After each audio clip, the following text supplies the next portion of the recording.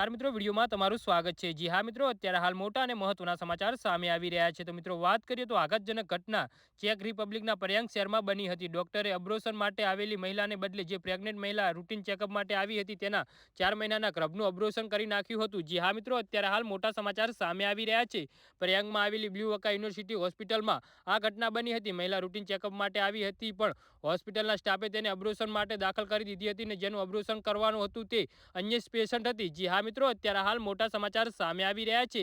જે મહિલા routine checkup માટે આવી હતી તે વિદેશી હતી એટલે સ્ટાફ અને પ્રેગ્નન્ટ મહિલા વચ્ચે ગેરસમજ થઈ હતી અને કારણે ગડબડ થઈ હોવાનું માનવામાં આવે છે। સાચી હકીકત સામે આવ્યા બાદ મેડિકલ સ્ટાફને સસ્પેન્ડ કરવામાં આવ્યો હતો। જી હા મિત્રો, અત્યારે હાલ મોટા સમાચાર સામે આવી રહ્યા છે। ચેક રિપબ્લિકમાં અબ્રોશનનો કાયદો યુરોપના અન્ય દેશોથી સરખામણીમાં હળવો છે અને જેના કારણે અન્ય દેશની સગર્ભા અબ્રોશન માટે પ્રયાંગમાં આવે છે। જી હા મિત્રો, અત્યારે હાલ મોટા સમાચાર સામે આવી રહ્યા છે। તો મિત્રો આના વિશે તમારું શું કહેવું છે તો નીચે અમારી કમેન્ટ બોક્સમાં જરૂરથી જણાવજો અને અમારી યુટ્યુબ ચેનલને સબસ્ક્રાઇબ કરવાનું ભૂલતા નહીં। વિડીયો પૂરો જોવા બદલ તમારો ખૂબ ખૂબ આભાર।